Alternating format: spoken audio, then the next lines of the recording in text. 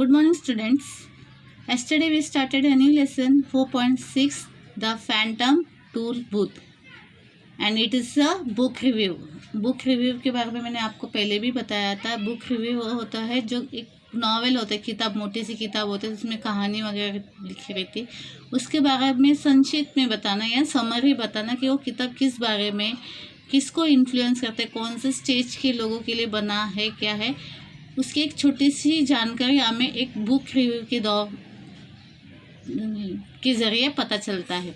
मतलब वो कहानी, बुक, किताबें किसने लिखी है, एक नॉवेल किसने लिखा है, उनका नाम क्या है, किस एज के लिए लिखा है, स्कूल के जाने वाले बच्चों के लिए है या बड़े बुजुर्गों के लिए है या मिडिल एज पर्सन्स के लिए है, किससे रिलेट करता है.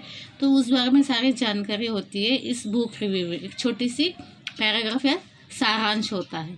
तो हमने ये स्टार्ट किया था the phantom toll book. It is relating to you. Okay, तुम्हारे एज के बच्चों से रिलेट करता है ये स्टोरी. माइलोस नाम का एक छोटा सा लड़का है, who belongs to a rich family and he has all sorts of expensive toys and all to enjoy, but he is totally bored. लेकिन वो बोर हो चुका है और सबसे बोरिंग उसे होती है पढ़ाई करनी. उसको बहुत बोर होते हैं और स्कूल में जाना उससे भी उसे बिल्कुल पसंद नहीं है. ये मोस्ट ऑफ द बच्चों के साथ होता है कि स्कूल में जाना बोरिंग होता है, पढ़ाई करना बोरिंग होता है, they don't like it.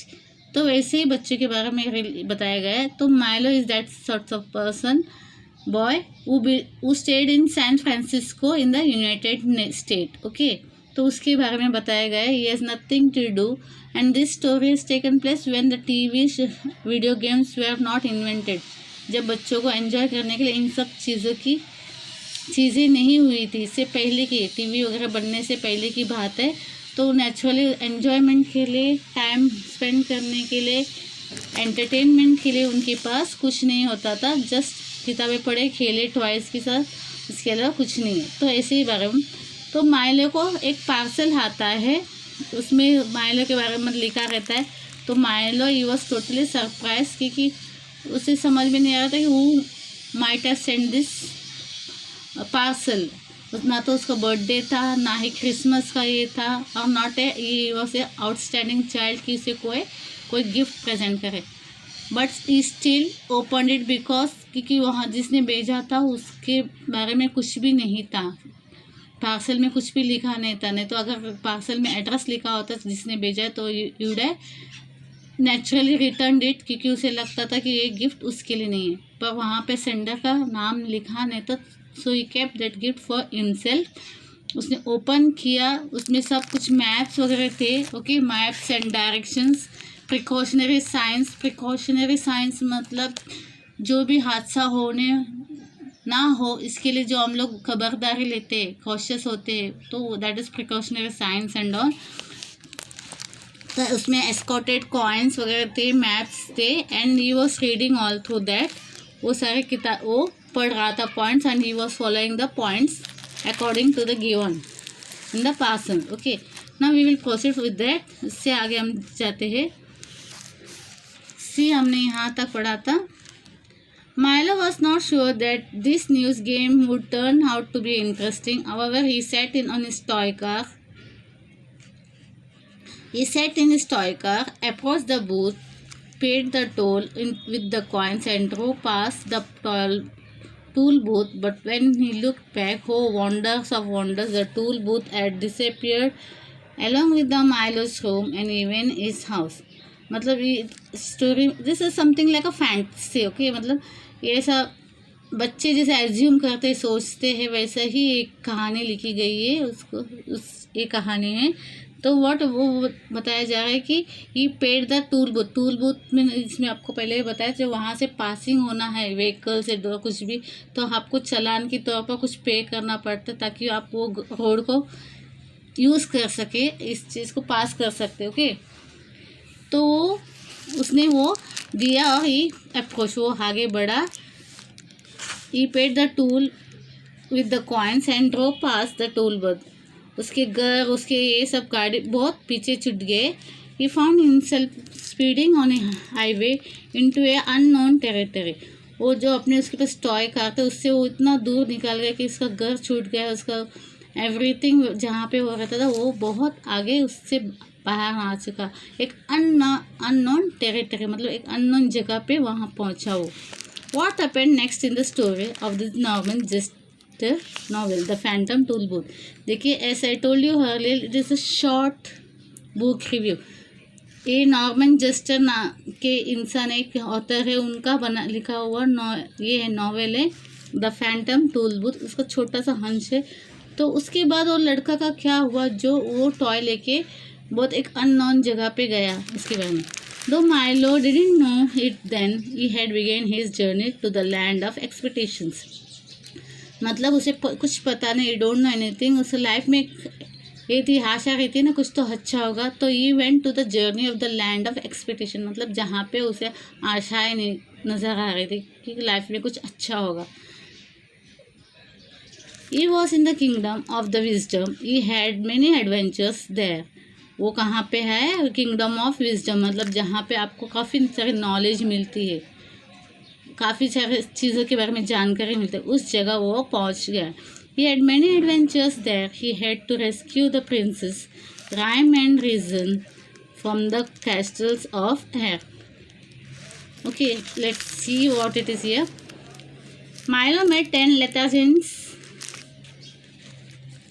Lethargians when he was in the doldrums. The Lethargians spent all their time in talking, daydreaming and taking nap.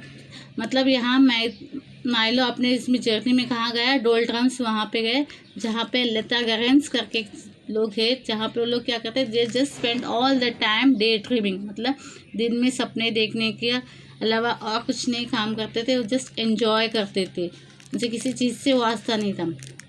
They dawdle and they delay, they bide their time, they linger and loiter, they put off for tomorrow what they could do today. यानी वो ऐसे लोग, ऐसे सुस्त लोग थे जो काम अभी करना रहता वो काम को टालते जाते थे। आज जो काम करना चाहिए, instead of doing it today they used to postpone it for tomorrow. मतलब सिर्फ एंजॉय करना, उनसे काम से कोई वास्ता नहीं, नथिंग इन द ऐसा कोई फ्यूचर वो अपने लाइफ में सेट करके नहीं रखे तो फॉलो करना चाहिए उसको। तो they were just enjoying and lingering on all they daily and at their complaint that such a busy schedule leaves that almost no time for coding, lagging, folding and procrastinating. Okay, मतलब वो ऐसे लोग हैं भले कुछ ना करता हो पर ऐसे दिखाते थे कि उनको बहुत सारे काम होते, they don't have to do any other work. वो इतने बिजी रहते हैं कि वो उनके पास कोई वक्त ही नहीं होता, ऐसा एज्यूम करते, पर करते कुछ नहीं है। अपने जो डेली काम रहता है उसको भी टालते जाते हैं, आज के बदले कल पे छोड़ देते हैं वो सब चीज़ें।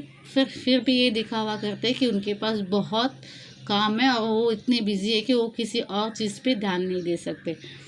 तो ऐसे ये है, दैट इज़ मतलब कुछ लोगों को आदत रहती है भले काम कुछ हो ना हो वो इतना दिखाएंगे ज़रूर कि उनके पास बहुत काम है, they don't have to take sit for while and enjoy करने के लिए भी उनके पास टाइम नहीं, ऐसा दिखाते हैं, जबकि ऐसा करते कुछ नहीं है, ऐसे they keep on wandering. Okay, is successfully in his mission. Who were the strange people and creatures he met there? What happened to the tool booth? Did Milo see it again? अभी वो पूछ रहे हैं, वो ऐसे strange जगह पे आता है जहाँ पे स्ट्रेंज पीपल मिलते, क्रीचर्स मिलते हैं। तो what happened to the toll booth, जो टूल बूथ का क्या हुआ? Did Milo see it again? Did Milo find his life interesting later on? You must read the novel to find it out. तो हमें क्या बताया जा रहा है लास्ट में कि अगर आपको जानना है वो लड़के के बारे में, माइलो के बारे में जानना है, द टूल बूथ के बारे में जानना है, तो वो फैंटम टूल बूथ है, उस किताब को आप पढ़ो, उसमें सारी आपको जानकारी मिलेगी। The novel the phantom toll booth was written more than 50 years ago, but it continues to be a classic of the children's literature. It is a fantasy, but it has an important message for the children all over the world.